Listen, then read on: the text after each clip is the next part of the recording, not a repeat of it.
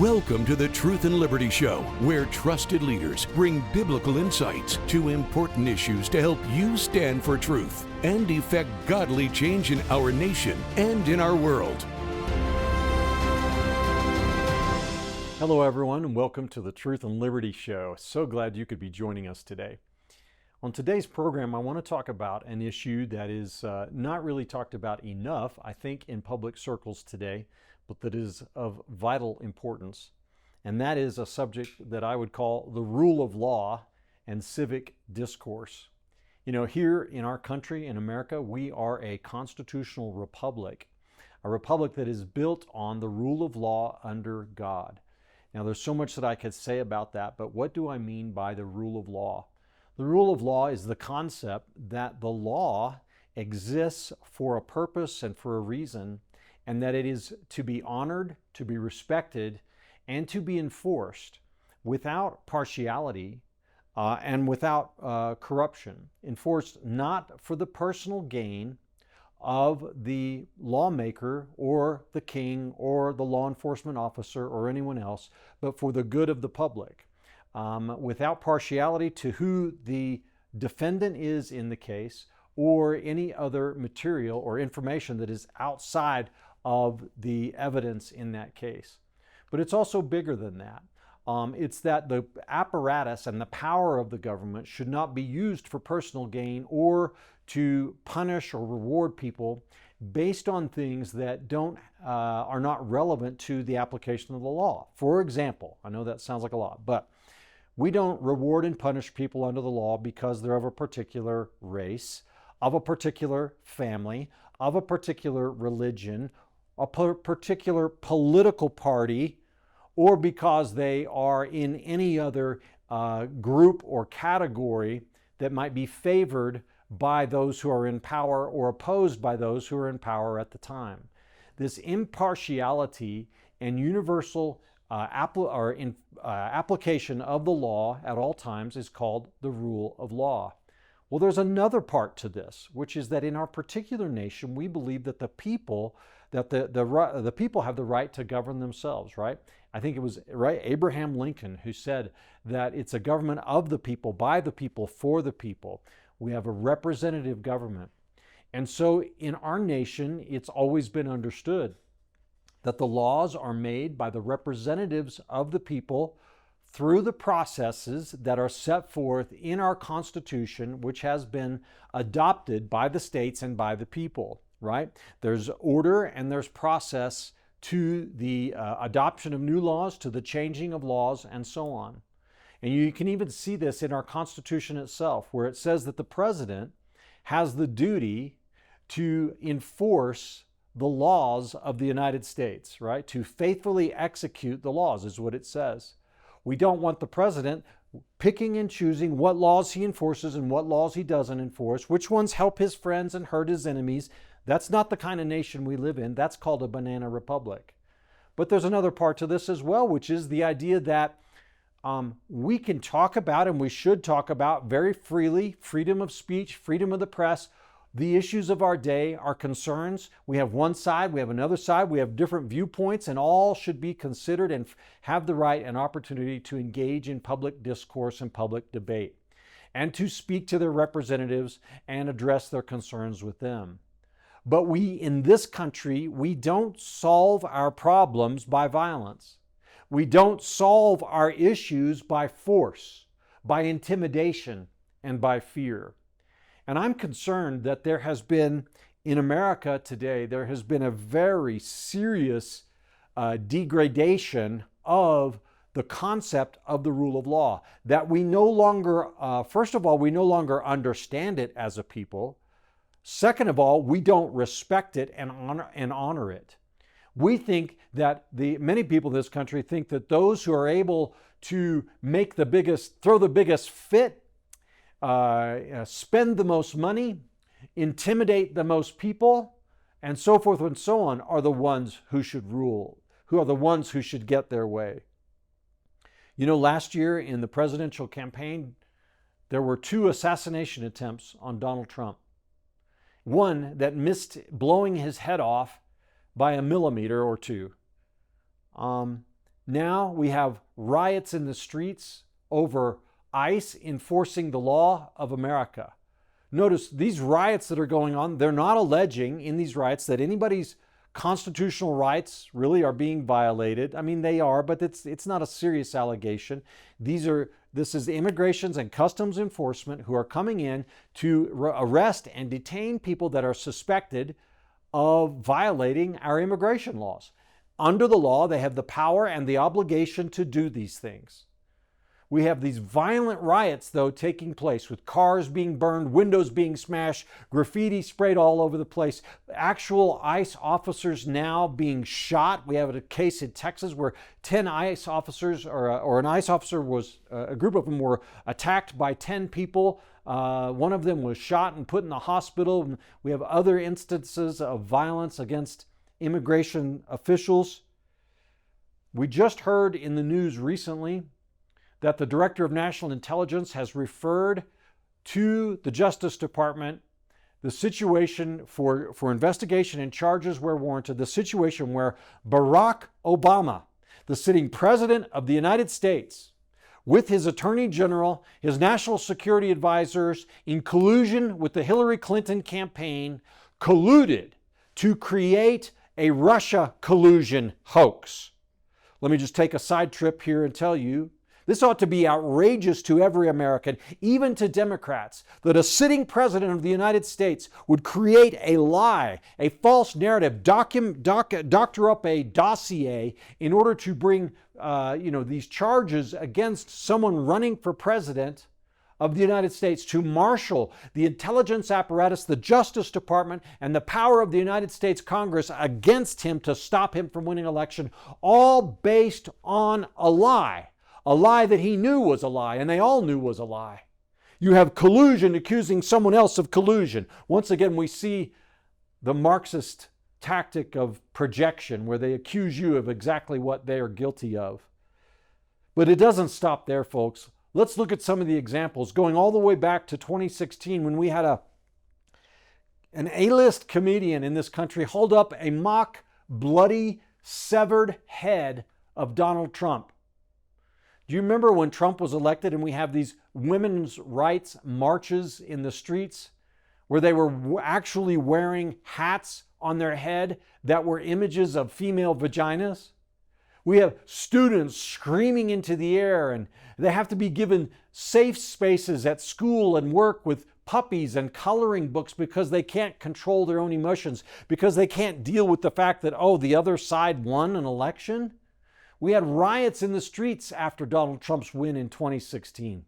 In 2020, we have, go back to George Floyd, right?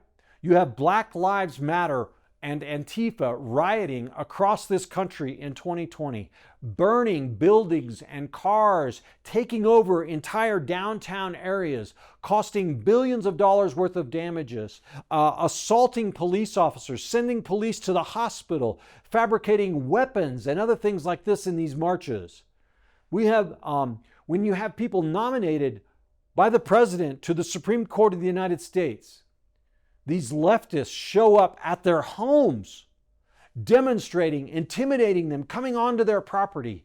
We have this new word in our vocabulary now called doxing, where they find out where you are and where you live and your personal information, and they share that on social media, calling on all other leftists to bombard you and attack and invade your personal life. And this is all designed for intimidation.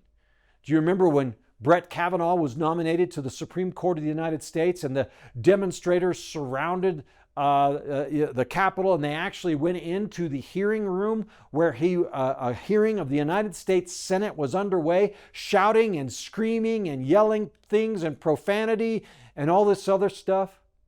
They actually leaked an opinion of the Dobbs versus Mississippi case that overturned Roe and set the nation ablaze, an illegal act in and of itself. And then the demonstrations, the conduct of the pro-abortion left in this country, where they were attacking and torching pregnancy resource centers that help women who think about the possibility of keeping their baby. And they set these places on fire and graffitied them and doxed pro-life workers.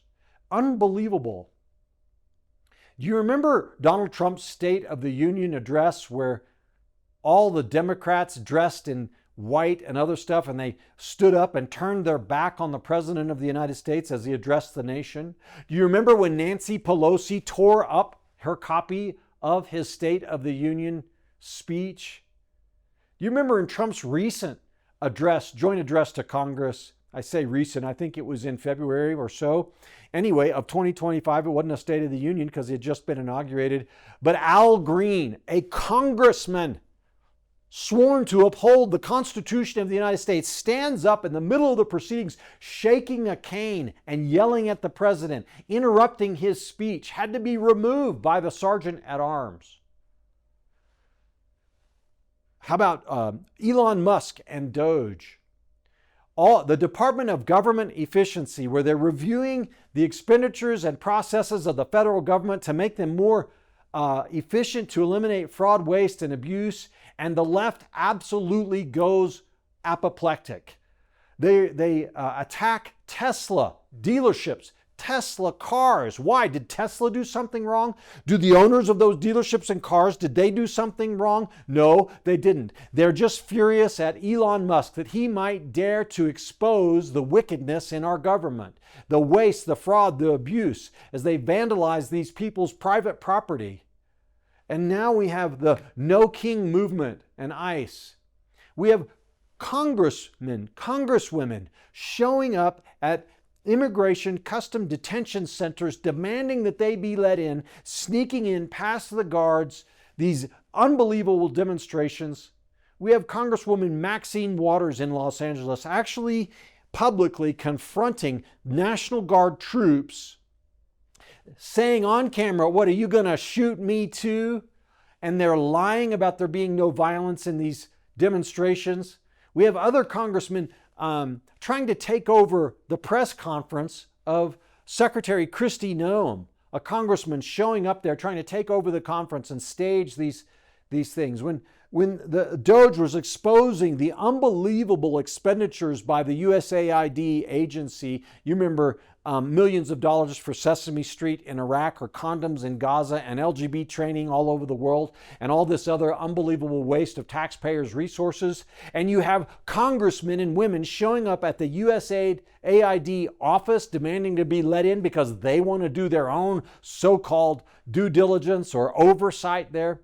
This is all lawlessness, is what it is. It's disrespect for the rule of law. It is a national temper tantrum by the left. Recently, after some of the ICE enforcement, we have calls actually on the left, people calling for protesters to storm the White House, saying there needs to be blood. It goes all the way back to Hillary Clinton calling Donald Trump supporters and conservatives deplorables. And how about Joe Biden when he was first elected and he gave that infamous speech in front of Independence Hall where he labeled all MAGA followers as traitors? You have a rock star recently at a concert saying, "If you voted for Donald Trump, don't come to my concerts." Folks, this is not how we're going to succeed as a country. Our founding fathers did not want this mob rule. John Adams said, this is democracy, it's not a republic. This is when the majority rules and always gets its way, and they have no respect for the rights of others or the rule of law. John Adams said, "Remember, democracy never lasts long. It soon wastes, exhausts, and murders itself. There never was a democracy yet that did not commit suicide." What we want, and John Adams said this, is we want, and our nation is designed to be a government of laws, not of men. So this incredibly destructive behavior, I believe personally that it's coming mostly from the left, not entirely.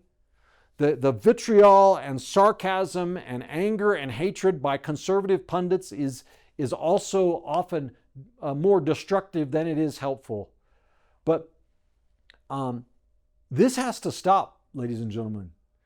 We can't determine our national course, our policy, our agenda, our government actions based on the greatest riot, based on who throws the biggest fit, based on who turns out the biggest mob or burns the most buildings. What's next, folks? Where is this going to end? Civil war? Actual war in our country? God forbid. We have to understand that there are times when you win and there are times when you lose. You cannot always get your way in a republic form of government. Sometimes the other side is going to live, and you deal with that. You rally together and you do your best to persuade and operate peacefully to win the next election. It's part of living in a civilized society, accepting loss. Here today on my show, I have as my very special guest two gentlemen from the local area here who have served on school boards. One of them, Derrick Wilburn, is an incredible man, actually. Derrick is the founder, he's the executive director of Rocky Mountain Black Conservatives and a driving force behind POC Capital Interns. These ministries are designed to help Black Americans get involved in public life and to represent the point of view of conservative Black Americans in public.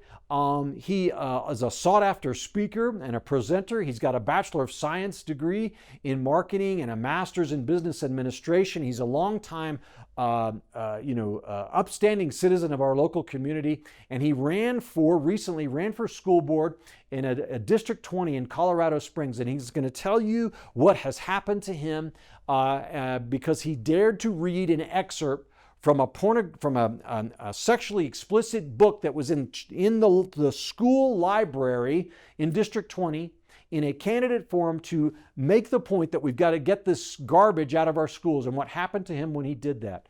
Also, Dave Illingworth, an attorney here in this area, originally from Texas, went to Catholic University of America School of Law, and then served in the United States Air Force in the JAG Corps. He also served on a local school board here in Woodland Park, where we're located. His wife helped establish a charter school, and he's now representing Derrick in a defamation lawsuit against a woman who has accused Derrick of unspeakable acts and offenses. And these gentlemen are going to make this point through their stories that I'm trying to tell you today, that we have got to get back to the rule of law, respect for the rule of law, and civil discourse in this country. This other conduct is out of bounds and ought to be intolerable on both the right and the left. And so I'm really excited to have them join me on the show today to give you this real life example of what I'm talking about. Don't go away. We're going to share some information with you, and we'll be right back with Derrick Wilburn and Dave Illingworth. Are you passionate about standing for truth in the culture but don't know how to get started? Well, Truth and Liberty, our mission is to educate, unify, and mobilize the body of Christ to stand for truth in the public square. And as part of our mission, we provide you with an amazing array of resources on our website. And our website has just been revamped, remodeled, and retooled to be user-friendly. And I'm so excited about it because I believe that there's nothing like it out there anywhere. I want to encourage you today to go to truthandliberty.net and check out the Resources Center and the Get Equipped Center. On our Resources Center, you will find hundreds of links, hundreds of videos, articles, blogs, even America's original founding documents can be found on Truth and Liberty's Resources Center. It's searchable by topic, preset topic, or you can put in a custom search to find exactly what you need and what you're interested in. In the Get Equipped section, we link you to tools created by our strategic partners, including Pray, Vote, and Engage tools. We culture impact teams, civic action teams, biblical citizenship in modern America, biblical worldview training, and more. So go today to truthandliberty.net and find what you need to get equipped to stand for truth in the public square. Hello everybody, and welcome back to Truth and Liberty. So excited today to have as my special guests Derrick Wilburn and Dave Illingworth with us. Guys, thanks for coming on Truth and Liberty. Thank you. Pleasure's all mine. Good Derrick, to see you, Richard. You've been on the show many times before. It's so good to have you back. Man, a lot has been going on in your life, including serving on a school board in Colorado Springs. Correct. It's District 20. Since 2023, you've been serving. I just want to kick things off here by asking you how you got, what brought you to that place where you decided you wanted to run for school board? Well, technically, I've been serving on the school board since 2024. The election was in November of 23. We were sworn in January of 24. Right. Just for accuracy's sake. And I'm appearing today not as a member of the board, not representing the board. We're going to get into, I'm sure, some civil matter that I'm involved in. I'm doing that as a private citizen, not using any board resources, won't use any board resources. It's strictly a matter of a civil matter between myself as a private citizen and another person as a private citizen. Right. But I reached the point where we all hopefully get one day of reaching empty nest. My children were very successful academically, learned some things. I learned some things along the line about helping create successful academic children, and thought I could apply that on a broader scale.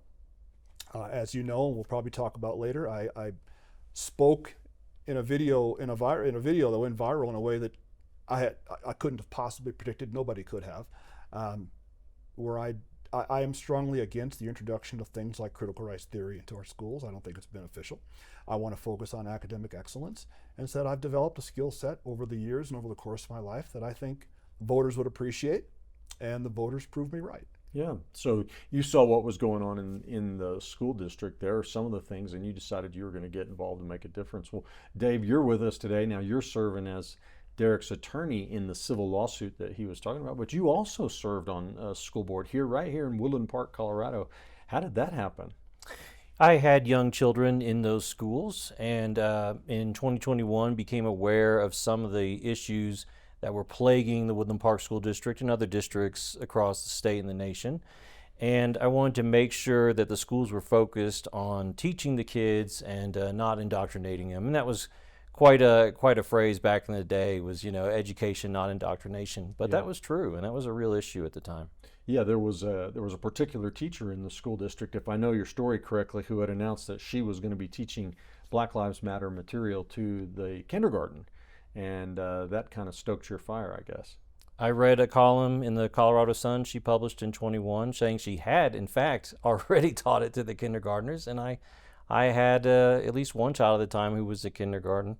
And so it was really alarming to think that that was what was going on. Well, Derrick, let's go back to you. I'd like our viewers, we've played this before when you were on the show, but I want to show them your video again, your video. It's a video of you before you were on the school board, actually showing up at a meeting and sharing your views on something. If that clip is ready, let's go ahead and play that now. Derrick Wilburn. As you approach the mic, I want to just make a comment to our audience. When you agree with the speaker and you stand up, you are showing the board a consensus, I guess, that you agree with that particular speaker. So again, I encourage you, if you agree, stay by your seat, but stand up. Okay, that way we can see that. Thank you. Sir, please go ahead. Good evening, board. I'd like to begin my comments tonight by reading a quote, which in essence is the genesis of all of this Black Lives Matter, social justice, CRT conversations we're having in our country today. Quote, "I am not going to stand up to show pride in a flag for a country that oppresses black people and people of color," close quote. Colin Kaepernick, August 2016. I am the direct descendant of the North American slave trade. Both my parents are black, all 4 of my grandparents are black, all 8 of my great-grandparents, all 16 of my great-greats. On my mother's side, my ancestors were enslaved in Alabama. On my father's side, we were enslaved in Texas. I am not oppressed. I'm not oppressed, and I'm not a victim. I'm neither oppressed nor a victim. I travel all across this country of ours, and I check into hotels, and I fly commercially, and I walk into retail establishments, and I order food in restaurants. I go wherever I want, whenever I want. I am treated with kindness, dignity, and respect, literally from coast to coast. I have 3 children. They are not oppressed either, although they are victims. I've taught my children they are victims of 3 things: their own ignorance, their own laziness, and their own poor decision making. That is all. My children, we are not victims of America. We are not victims of some unseen 190-year-old force that kind of floats around in the ether. Putting critical race theory into our classrooms is taking our nation in the wrong direction. Racism in America would by and large be dead today if it were not for certain people and institutions keeping it on life support. And sadly, very sadly, one of those institutions is the American education system. I can think of nothing more damaging to a society than to tell a baby born today that she has grievances against another baby born today simply because of what their ancestors may have done 2 centuries ago. There is simply no point in doing that to our children. And putting critical race theory into our classrooms in part does that. Putting critical race theory into our classrooms is not combating racism, it's fanning the flames of what little embers are left. I encourage you to support this resolution. Let racism die the death it deserves, and let's keep living the life of the country that we are. Thank you.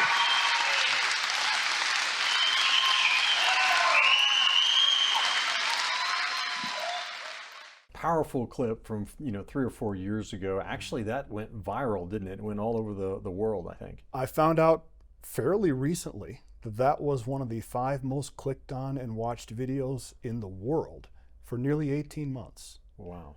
Somewhere north of 70, 75 million watches as of today. And you can't plan that. I had no way of knowing that was going to happen, of course. I was just the vessel in the right place at the right time. But it shows your passion for this area of education, and you decided to run for school board, and you got elected on the District 20 school board in Colorado Springs. And share with us a little bit about what the conditions were of the schools. Were they teaching this Marxism and the CRT and DEI and all this sort of stuff? District 20, so the education system in general versus District 20 in specific, not the same question. District 20, when I came in, was in good shape. We're accredited with distinction, have been accredited with distinction at that time 15 years in a row. And it's a strong school district, and we do a good job. Are there rooms and areas for improvement? Of course, there's always room and area for improvement. But the district was not over the top horrible with this stuff. I think to the degree that we did have these issues, it was more isolated to individuals than opposed to systemically throughout the school district. So in that regard, we have an excellent district, always have had an excellent district. I like to think it's better now, and we're constantly striving to improve, but it's a very strong school district. Well, one of the problems that you did identify, though, when you were running was the problem of inappropriate sexualized material in the school library. Am I right on that? That is correct, and that is true, I think, virtually all libraries. Of course, I can't speak for every library in Philadelphia, but we had, and still do, we're working on it, books that are just inappropriate for children. And one of the campaign platforms, one of the planks I ran on, was we need to get this stuff out of our schools. If it's over the top, hypersexualized stuff, and you want your child reading it, that is none of my business. Just don't ask me to pay for it. And the community resonated with that message. So, when you were running for school board, I think this was was it in October of 2023? Correct. Right. There was a candidate forum held. Right? Correct. And tell us what happened at that candidate forum. At that forum, I had content from some of these books with me on the platform. There were 4 of us who were running. And I chose 3 books, one of which was taken from the library of the very school that we were in, a middle school, and I read the content out loud and said, to make the point, this is beyond inappropriate. Where would be an appropriate place to read this stuff in public? We need to get this filth out of our schools. And I'd like to think the voters responded and settled the issue, but of course that's not the case. All right, so you had selected 3 books that were in the school libraries. Not 3, one of the 3 was. All 3 were in the district libraries at some level. But you picked one to read an excerpt from, right? I picked 3. I read from 3. Oh, you read from 3, okay. Correct. And was it, you were reading content that was pretty graphic? Correct. I don't want to read it on the show. No, we can't do that. It's totally inappropriate. Okay, but it was graphic sexual content from books that were in children's school library in the District 20 school district. At the high school level, at the junior high school level, at the middle school level. Okay.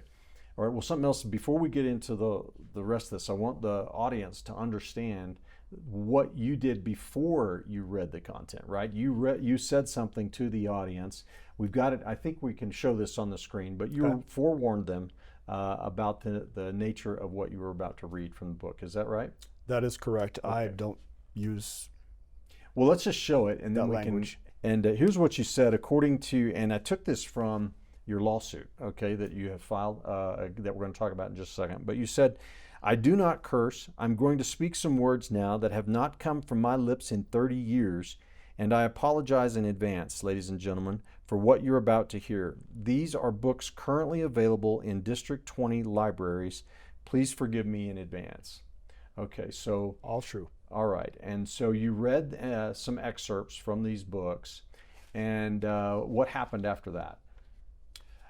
To speed the story along, I won the election. So that was in October. Election is in November. I won the election. And at the November board meeting, so I'm not a member of the board. I'm sitting out in the gallery at this point. Okay. A parent from the district came to the podium and accused me of child sex predation, called me a child predator. Okay. For the first time. And then that pattern continued until the point where I engaged Mr. Illingworth. Okay, so this parent in District 20 publicly accused you of being a child predator, and because you had read graphic material from a book in public, right? Correct. Okay. So that children had access to in those schools. yeah, right. Okay. So tell me this then. You eventually got sworn in and serving on the board there in District 20. Was this just a one-off from this lady, or what happened after that? Did she continue to accuse you of things? Take it, Dave. He's not a one-off, unfortunately. I mean, Derrick had to wait a really long time to see if, there could be just a moving on from this. And it didn't. It was every month. This lady was a regular. I think she came to just about every school board meeting every month with a statement that was more or less the same, always a variation on the same theme that Derrick, was a child predator, and that his act of reading that material, making parents and voters aware of what kind of content was already being provided to children in district schools, that was done for some sort of obscene reason, and not for the reason that he made expressly clear, which was that this stuff is being made available. People need to be aware of this, and they need to decide whether they want to support a candidate who's going to try and prevent children from having access to inappropriate content, or if they do want to have taxpayer funds going to books with, titles like, This Book is Gay was one of the books that you had to read to them. There was another book that was saying awful, terrible things about African Americans in our country, something that was very sensitive to Derrick. And so that Derrick, you quoted from his disclaimer. Of course, he also spoke about, what his position was, that he would not support these kind of books being in schools and taxpayer money going to this. And it was a candidate forum, and you were responding to a question that had been asked. Is that right? That's right. Correct. Okay, so I got a copy, I think you sent it to me actually, of the petition that you filed against this parent, and I want to just go through some of the specific comments that she's made and accusations she's made against you in public. The first one that you've listed is that you committed sex crimes against children. There's no truth to that, I take it. Never in my life. Okay, I'm just going to go through. A child predator, we always talked about that. Number 3, a danger to kids. Has she ever explained what it is she's talking about there, other than you reading this excerpt? Not to my knowledge. The biggest criminal in D20. Number 5, has committed crimes against students, preys on children for personal gain, read pornographic content to little kids because that arouses him, performed a lewd act for children, raped a child in the mind, she said. Number 10 is the sexual deviant who enjoys public displays of lewdness and exhibitionism, and that you victimized and traumatized children. So that's pretty incredible, an incredible list that someone would make those accusations just because of reading that excerpt at a public meeting. What was your response to this? My response was to engage Mr. Illingworth. Okay. Tried asking her to knock it off once, didn't go very well, which is another portion of the action. So I engaged Mr. Illingworth. We filed served a cease and desist, basically saying, knock this off. I mean, there's a lot of things I am, but a pedophile is not one of them. Not even close. The whole thing makes me sick. I won't even get into my views of pedophilia. That's the furthest thing in the world from what I am. So serve a cease and desist. Please ceased this behavior. That was summarily dismissed. In fact, if anything, that was a log on the fire that caused the behavior to escalate to the point where we then filed the lawsuit. She's done this not just at the school board meetings. She goes on social media platforms like Facebook and Nextdoor. She's also made the same allegations to the Colorado General Assembly and the Colorado Springs City Council. Well, and there was an incident that happened at or after a meeting, I guess, a board meeting, where it was some kind of confrontation in a parking lot. Can you tell us about that? Well, I'll just say I've read the police reports from that, and this lady, Miss Guthrie, has made these sorts of accusations and called the police on Derrick. And the Colorado Springs police did a full investigation of 3 very specific crimes that she alleged against him, both relating to her screaming at him in the parking lot that night, and then also his response at that candidate forum where he exposed what kind of material was being provided to children. And she told the police, hey, listen, you have to arrest him. He's committing he promoted obscenity to minors. That's a very specific crime under Colorado state law, and that he has committed crime of harassment and the crime of attempting to intimidate a witness or victim, which is a felony. So this lady, make sure our viewers understand here, this lady, Bernadette Guthrie, not only is making these accusations against you on social media and at school board meetings, she actually filed a police report following an altercation in a parking lot after a meeting where she was screaming and yelling profanities at you, and she alleged these crimes that you committed, and the police investigated. Yes, I've read the police reports. Colorado Springs PD looked into each of the allegations that she made. They reviewed video from the candidate forum. They reviewed surveillance video from the incident around the meeting in November and outside. They talked with witnesses. And they called Ms. Guthrie and explained to her that there was no probable cause that Derrick had committed any crime that they were aware of, and specifically the ones that she alleged.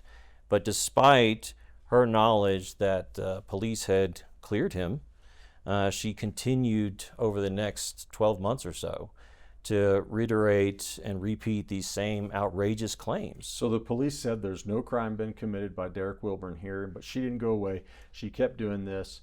And so you sent the cease and desist letter, and now you filed a lawsuit. And I'm curious, is she still engaging in this conduct?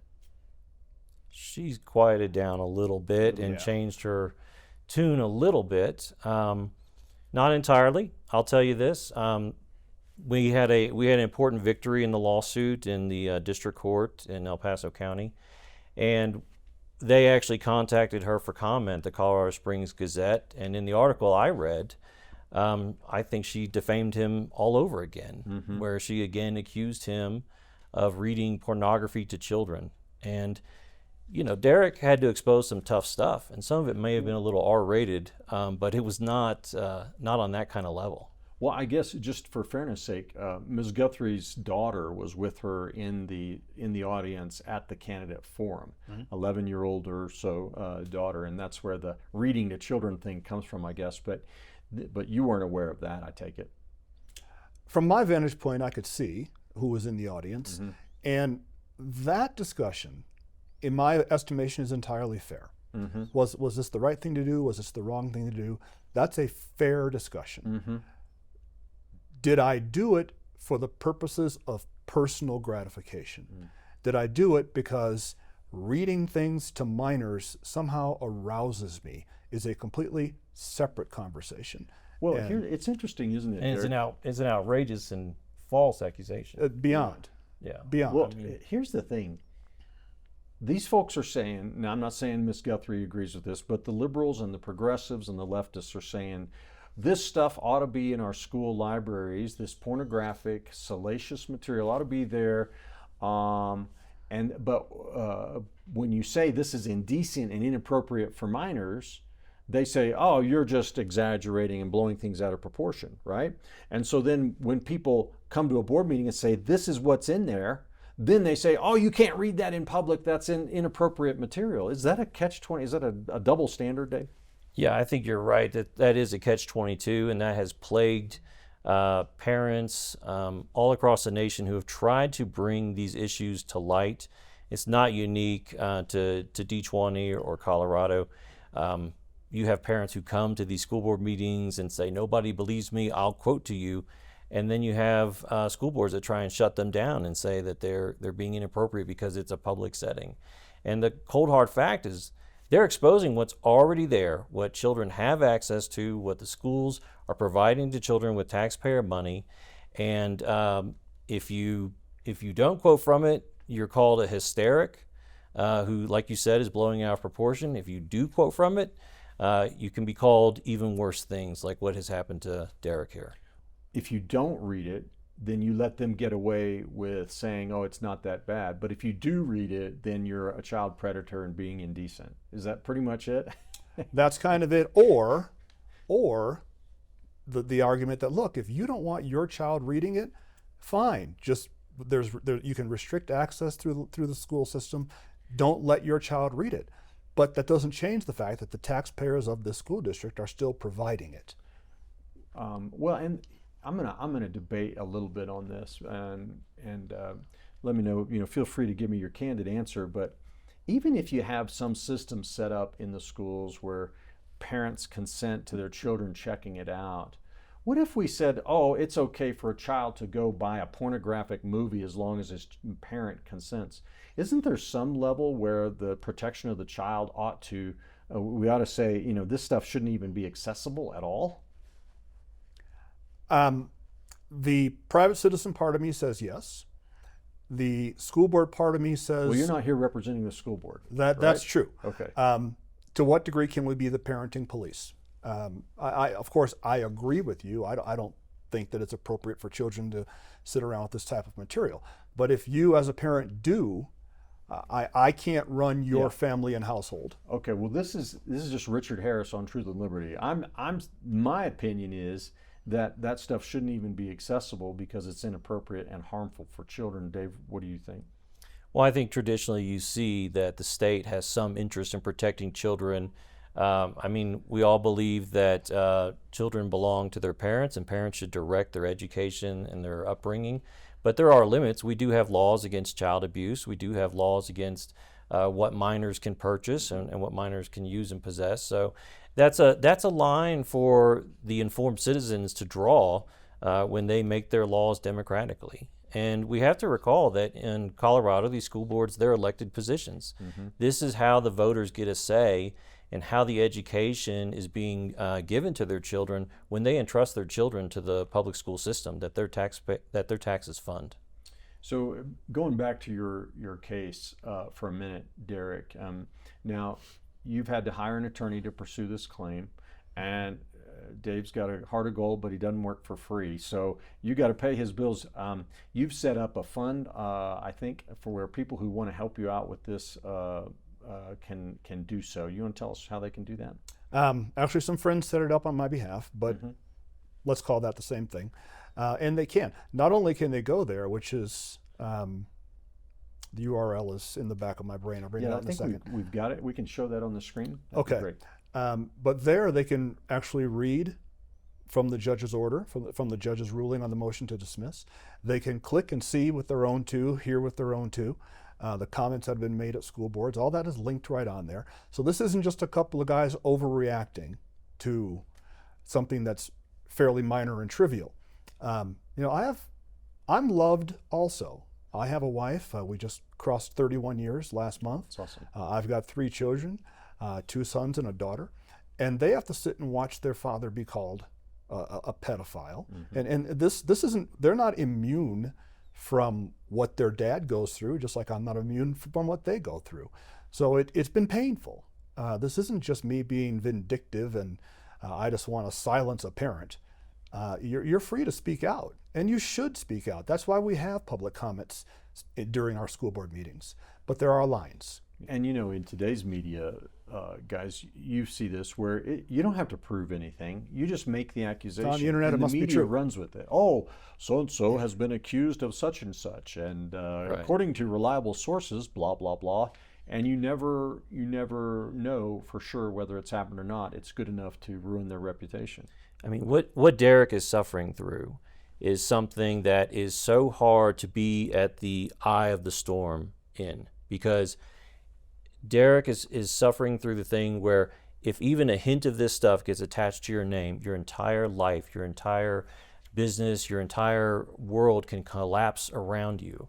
And that is the goal in this sort of thing, because I'll tell you, I mean, what these people can do sometimes is sometimes they make these police reports just so they can then turn around and say, he's under investigation. Yeah. The point is to build this up in a way that sounds really, really bad. We know that the police investigated and completely exonerated my client. But these people will get on social media and say, oh, you know, there was a police report made. The police were looking into this.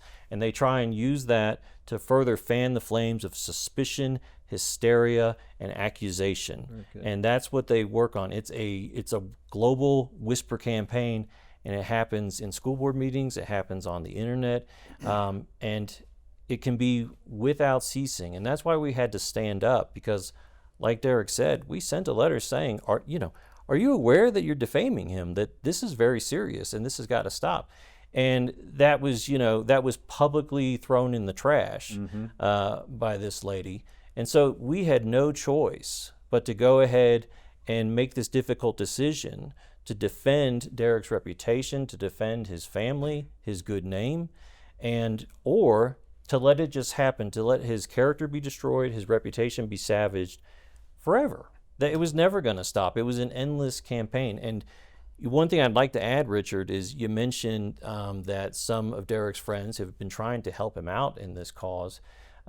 He's very much the underdog in that situation, because this lady, of course, has been fundraising off of the fact that, you know, she claims that she's under attack. Her free speech rights are under attack. And so there's a huge network that is dedicated to making sure that when a progressive has to defend themselves, there's lots of money to help them do that. And so she started doing that far before any of Derrick's friends tried to help rebalance the scales a little bit. Let's show the audience then a little example of their fundraising strategy here. Can we put up on the screen the image of that social media post? All right, so right here, what are we seeing? Derrick, what is this? This is a screen capture from the GoFundMe page set up by local community activists to help raise money for the defendant, for Bernadette. Bernadette Guthrie is on the top. Correct. Okay. And that's me. And the picture they used actually included a picture of her daughter. Truth and Liberty has very wisely, and I think very considerately, removed that portion of the image, but actually using my image to fundraise for the person I'm suing. Okay, so the top says free speech attacked, fight back. So they're actually claiming that what she's doing in defaming you is free speech. Am I understanding that? Right, and maybe people are not aware of this. That was certainly the point of the demand letter, was to make sure she was aware that throughout the entire history of this country from its founding, defamation has never been protected by the First Amendment. There are other types of speech, violent speech, threats to incite violence or harm someone have never been protected by the First Amendment. And what she has done to Derrick, serially accusing him of serious sexual misconduct and serious crimes, is defamation per se, and that is not protected by the First Amendment. So this is not a free speech issue. This is an issue of whether or not people can be allowed to lie in the most outrageous and disgraceful manner possible to destroy someone simply because the election didn't go the way they wanted. Yeah, absolutely. Well, let's put that back up because I want to point out a couple other things about it, Okay. if we can. All right, so you also notice that at the bottom there's a name of a guy, Rob Rogers. Who's Rob Rogers, Derrick? He's the local activist that has organized this fundraising campaign for her. Very active in our school district, very active at our board meetings, and it's interesting, Richard. There seems to be a contingent of people who are, for lack of a better term, obsessed with me. They post about me on social media all day, every day. They criticize everything. There's nowhere I can go, nothing I can do that's good. They criticize my clothing. Derrick, it's actually entertaining. Isn't Rob Rogers, doesn't he hold an office in the local Democratic Party? Formally. Formerly, okay. Formally. So you have a former officer of the local Democratic Party assisting the defense, raising money for the defense of a lady who has defamed you with these outrageous accusations? That is correct. And I'll tell you, Dave raised a really interesting point. Let me just make sure one other thing gets mentioned here. There's a post, a rather lengthy one, but it says that any money over and above what they raised for her lawyers will go to what? School board candidates. They're going to use the money they raised to fund leftists to run for school board. And we wrote them a letter outlining our concerns about that and using Derrick's picture without his consent for purposes of fundraising money. And I had some current concerns about any time you're saying we're going to be raising money for political candidates. There's some serious laws in this state about how you track that and report that. And I'm pleased that they have decided to clarify that. They've now changed their page to say, "Oh, we haven't done that, and we won't be doing that." So we're good. What were you going to say, Derrick? So Dave raised two really excellent points. Number one is, what was I supposed to do? Mm-hmm. So she came very early in my term on school board and made it crystal clear I have every intention. I will not be letting this go. I'll be here every meeting, and she fulfilled that promise. Well, I could, and I believe will be, sitting on the school board for 6 more years. Am I supposed to sit there for 6 years and allow myself to be defamed in this manner and force my family can't even watch public comments anymore, watching their dad being called all these outrageous claims. So what was I supposed to do?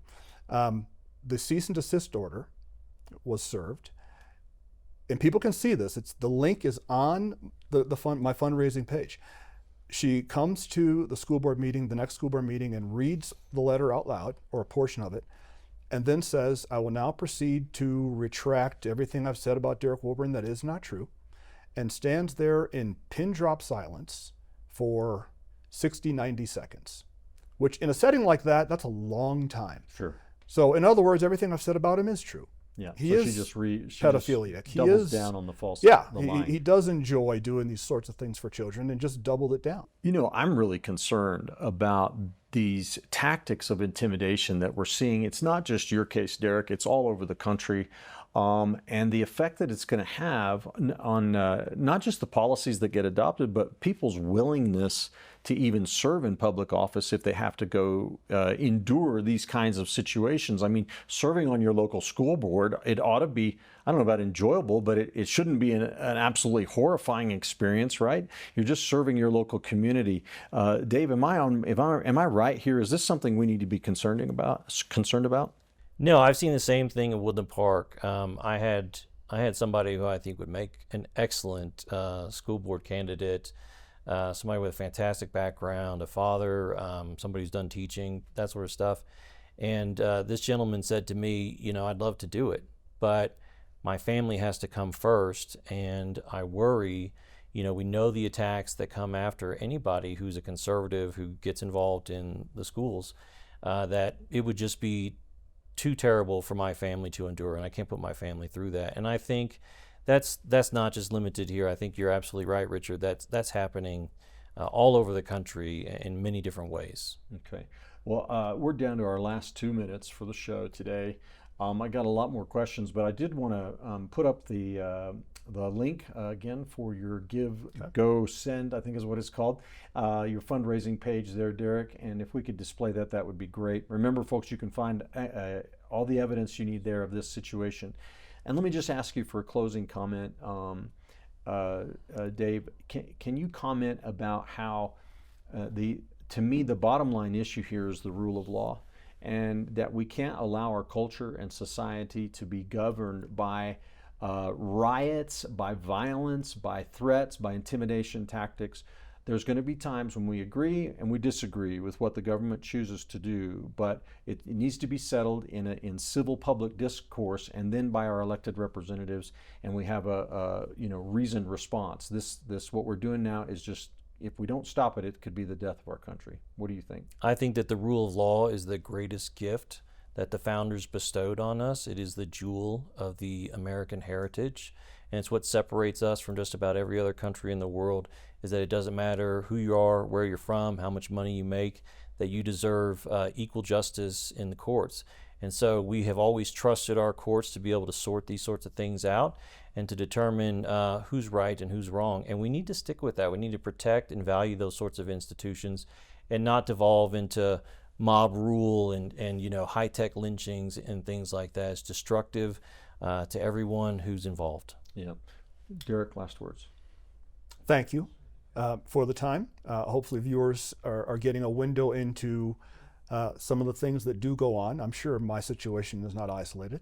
I just decided to do something about it and take what some would consider a drastic measure, but I consider it the measure I had to take to protect my name, my family, reputation. And I would advise anyone in my shoes to do the same.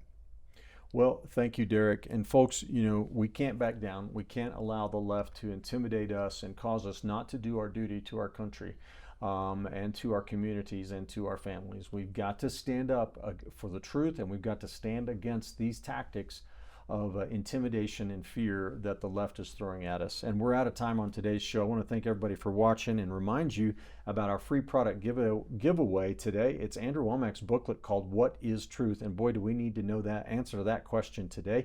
You can get it by going to truthandlibertygtn.com, and we'll send it to you. So thanks again for watching. God bless you all.